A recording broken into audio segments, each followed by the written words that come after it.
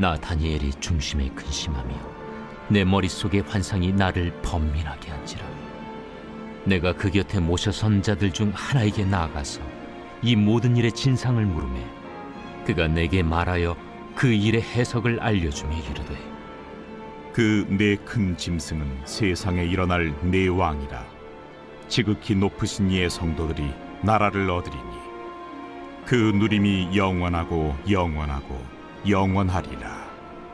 이에 내가 넷째 짐승에 관하여 확실히 알고자 하였으니 곧 그것은 모든 짐승과 달라서 심히 무섭더라. 그 이는 쇠요, 그 발톱은 노신이 먹고 부서뜨리고 나머지는 발로 밟았으며, 또 그것의 머리는 10뿔이 있고 그 외에 또 다른 뿔이 나오매 3뿔이 그 앞에서 빠졌으며, 그 뿔에는 눈도 있고 큰 말을 하는 입도 있고 그 모양이 그의 동류보다 커 보이더라. 내가 본즉 이 뿔이 성도들과 더불어 싸워 그들에게 이겼더니 옛적부터 항상 계신 이가 와서 지극히 높으신 이의 성도들을 위하여 원한을 풀어주셨고 때가 이름에 성도들이 나라를 얻었더라.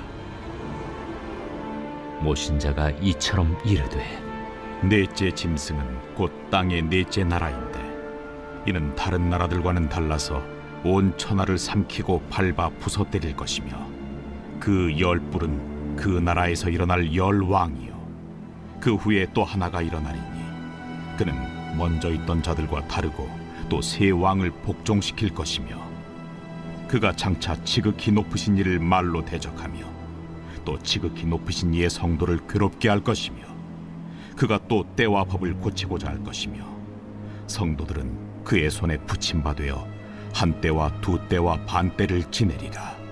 그러나 심판이 시작되면 그는 권세를 빼앗기고 완전히 멸망할 것이요 나라와 권세와 온 천하 나라들의 위세가 지극히 높으신 이의 거룩한 백성에게 붙임바되리니 그의 나라는 영원한 나라이라.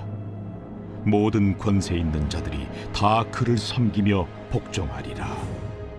그 말이 이에 그친지라 나 다니엘은 중심에 번민하였으며 내 얼굴빛이 변하였으나 내가 이 일을 마음에 간직하였느니라.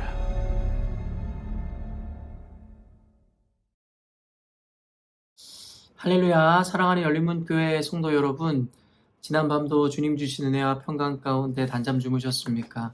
아침을 깨우는 말씀, 수요일 아침에 주님께서 저와 여러분에게 주시는 말씀은 다니엘 7장 15절로 28절까지의 말씀입니다. 오늘도 주시는 살아계신 하나님의 말씀을 통하여 저와 여러분의 삶 가운데 선명한 성경적 기준이 세워지기를 원하며, 또한 세워진 기준대로 오늘도 우리가 마주한 현실과 오늘 하루의 삶을 살아내심으로 하나님께는 영광이요 저와 여러분의 인생은 가장 복된 삶으로 살아내시는 오늘이 되었으면 좋겠습니다. 오늘 본문에 대한 제목을 매일 성경의 해설자는 그 누림이 영원하리라 라는 제목을 붙였는데요. 말 그대로 어제 말씀에 이어 오늘 말씀은 연이어 다니엘이 본 그 환상에 대한 상세한 묘사들 그리고 그 해석들이 이 줄을 이루고 있는데요.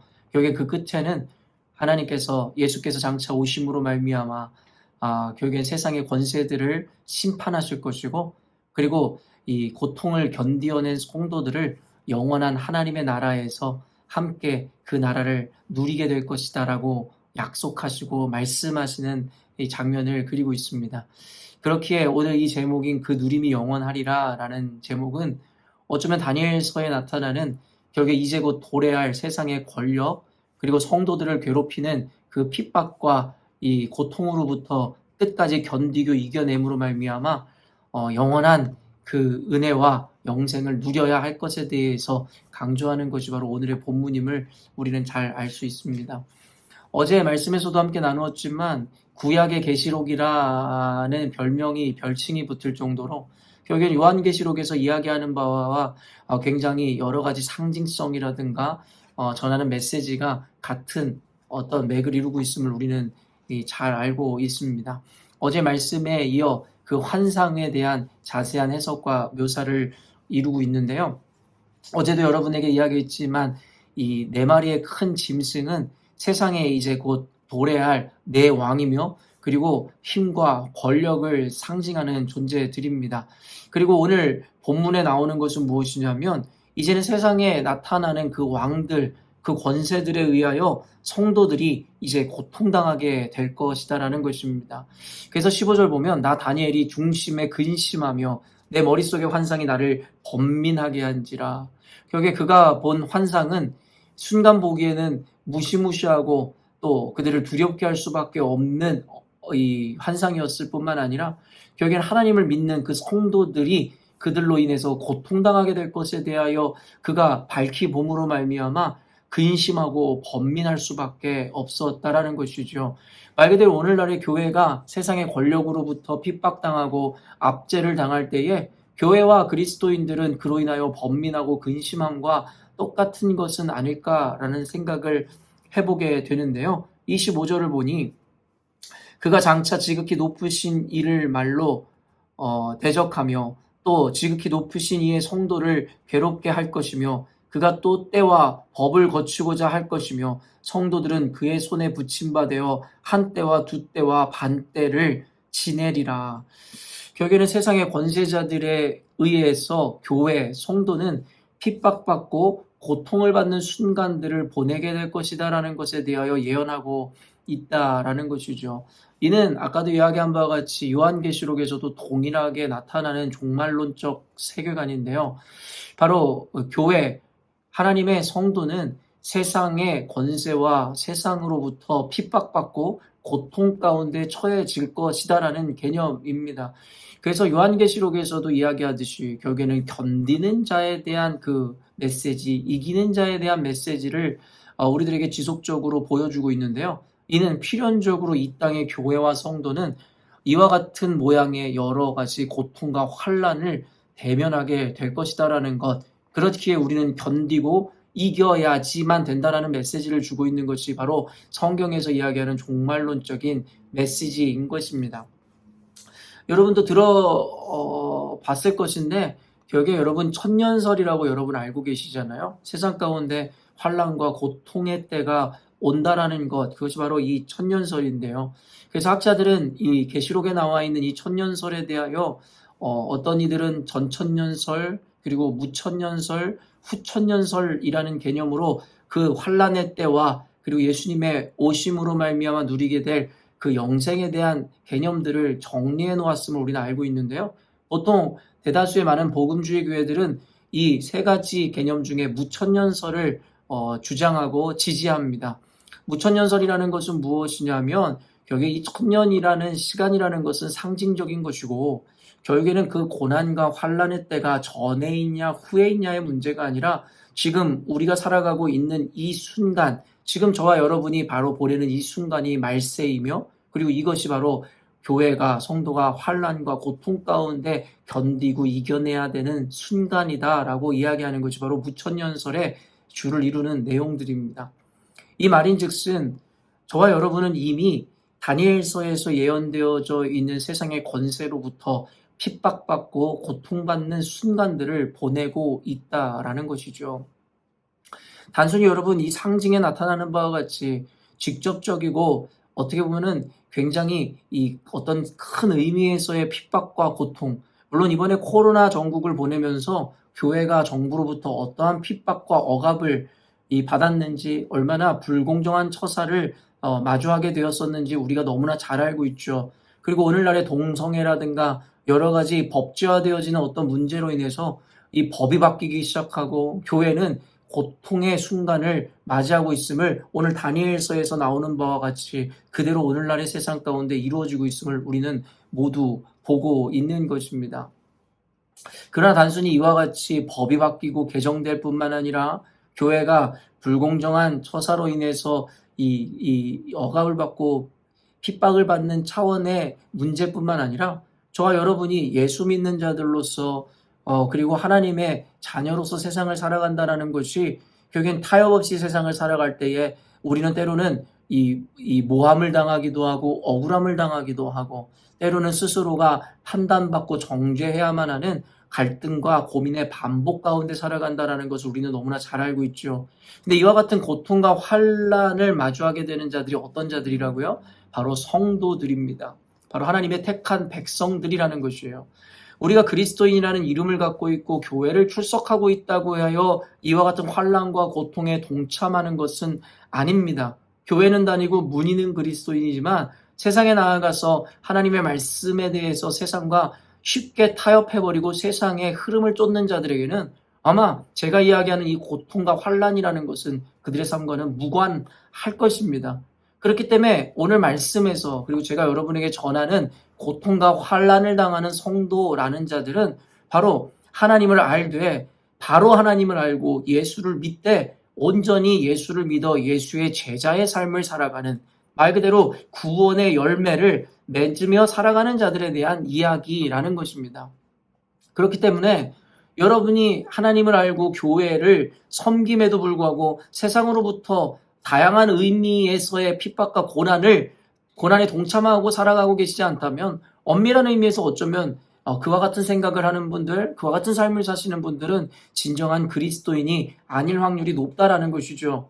그렇기 때문에 성경에서 이야기하는 그리스도인들과 교회, 성도는 필연적으로 세상으로부터 이와 같은 고통과 억압과 핍박과 억울함과 이런 환난을 당할 수밖에 없음이 분명하다라고 그 필연성을 강조하고 있다라는 것이죠.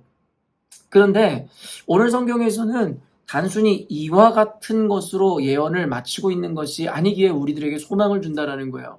이와 같은 이야기와 예언만 있을 때 다니엘이 그렇듯이 근심하고 번민할 수밖에 없을 것인데요.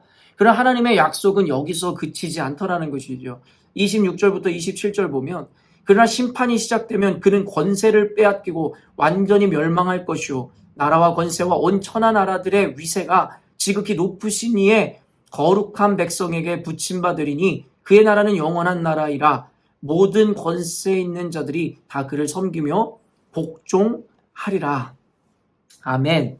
이런 그때가 되면 하나님께서는 순간에 내주었던 그 권세를 빼앗아 하나님께서 취하시고 그의 성도들에게 그 권세를 줄 것이고 영원한 나라를 함께 누리고 그리고 다스릴 것이다라고 분명하게 우리들에게 약속하고 있다라는 것이죠. 그러므로 우리가 버티고 견디고 이겨냄이란 결국은 불확실한 미래 가운데 여러분 우리가 견뎌내는 것, 참는 것이 아니라 반드시 주리라 하신 그 승리를 보장받음으로 그 승리를 향하여 우리는 오늘 그리스도인으로서 타협 없이 살아갈 때 받게 되는 고통과 환난 가운데 오늘도 견디고 이기고 그 억울함까지도 감수하며 살아갈 수 있음을 의미한다라는 것이죠. 히브리서에서도 결국엔 우리가 함께 배웠듯이 그리스도인들이 이 세상과 그리고 당시의 정부 그리고 유대주의자들로부터 핍박받고 그들의 믿음으로 말미암아 고통받았던 순간들이 있었습니다. 그리고 그 핍박과 고난이 거세지자 조금씩 예수를 등 돌리고 예수에게로부터 떠나는 자들이 나타나기 시작하였다는 것이죠. 배교하고 배도하는 자들에게 히브리서 기자가 이야기합니다. 장차 도래할 하나님의 심판과 영원한 나라에 대한 소망을 그들에게 전달함으로 말미암아 이 순간을 끝까지 믿음으로 견디고 이기라고 그들에게 당부하더라는 것이죠. 그래서 결국엔 그들은 이 소망을 붙잡고 초대교회 교인들은 결국에 하나님 앞에 당하는 고통과 그리고 그 고난, 환난을 그들은 견디고 심지어는 이겨내게 되더라는 것입니다. 오늘이라는 이 시대를 살아가고 있는 저와 여러분들에게 이 믿음의 중요성을 100번 강조해도 부족함이 없을 것이다라고 생각하는데요. 단순히 교회와 그리스도인이 처한 억압받고 핍박받으며 불리하고 불합리한 이 시대로 인해서 번민하거나 두려워하거나 여러분 좌절하기보다는 하나님께서는 반드시 심판주로서 그리고 그들에 대해서 통치하시고 영원한 하나님의 나라를 우리와 함께 누리리라 말씀하시는 그 약속을 붙잡음으로 말미암아 우리는 오늘이라는 이 하루의 고난도 견뎌낼 수 있어야 한다라는 것입니다. 사랑하는 성도 여러분, 성경은 우리들에게 예수 믿는 자들에게 반드시 승리할 것이다라는 것에 대한 확신과 보증을 우리에게 주고 있습니다. 그렇기 때문에 우리 그리스도인들과 교회의 고민은 단순히 내가 이 악한 세상과 정부로부터 싸워 이길 수 있을까 아니면 혹시 패하게 될까에 대해서 고민하거나 근심할 것이 아니라 우리는 반드시 주시고 이루실 그 승리 그리고 함께 누릴 그 영원한 나라 가운데 과연 과연 그 영원한 나라에 참여할 수 있는 자인가 그렇지 못한 자인지에 대해서 고민하는 것이 훨씬 더 여러분 합리적이고 온당한 고민일 것이다라는 것이죠. 그렇기 때문에 여러분 하나님의 승리를 의심하거나 하나님께서 여러분에게 반드시 보증한 여러분 하나님의 영원한 나라에 대해서 여러분 더 이상 여러분 궁금해하거나 의심하지 않으시기를 바랍니다. 하나님께서는 결코 누구와도 타협하지 않으시며 하나님께서는 결코 그 어떤 권세에도 결코 주저함이 없는 분이심을 우리는 너무나 잘 알고 있죠. 하나님은 반드시 우리 교회에게 허락하시기로 약속하신 그 승리와 영원한 나라를 반드시 허락하실 것입니다. 다만 과연 그때가 되었을 때에 저와 여러분은 그 하늘의 잔치와 그 영원함에 함께 참여할 자일지 아니면 그때 주님께서 도무지 네가 누군지 모르노라 이야기하는 그와 같은 자의 자리에 서게 될지에 대해서 우리는 스스로의 이 자리와 믿음에 대해서 우리는 오늘도 심각하게 고민할 수 있어야 할 것입니다. 모쪼록 이 영상을 보는 여러분들은 하나님께서 택하신 족속이며 하나님의 거룩한 나라요 하나님의 백성임을 제가 너무나도 잘 알고 있기에 결국 오늘 여러분들에게 이 말씀을 통해서 여러분 격려와 그리고 여러분에게 용기를 주고자 하였습니다. 오늘도 여러분은 아까도 이야기한 것과 같이 불합리한 이 세상 속에서 이루어지는 핍박과 고난뿐만 아니라 가정에서, 직장에서, 사회에서 여러분이 각자 처해 있는 곳에서 여러분은 예수를 믿는다는 이유만으로 여러 모양의 고통과 고난과 환난을 경험하고 있을지 모르겠습니다. 심지어는 내면에서 나 스스로와의 싸움, 또 그로 인한 고통과 환난 가운데 나아가는 이들도 혹 있을지 모르겠습니다. 그러나 사랑하는 성도 여러분 힘을 내십시오. 저와 여러분이 싸워가고 있는 이 거룩한 싸움과 이 영적인 전쟁은 결코 무의미하거나 무가치한 것이 아니라 반드시 그 가운데 하나님을 믿음으로 붙잡고 승리할 때에 하나님께서 저와 여러분들에게 성경에서 이야기하는 영원한 나라와 영원한 유업을 우리들에게 허락하실 것임에 대하여 믿음으로 말미암아 오늘 힘든 이 순간을 여러분 오늘도 예수의 이름으로 붙잡고 능히 승리할 수 있었으면 좋겠습니다. 사랑하는 열린문교회 성도 여러분,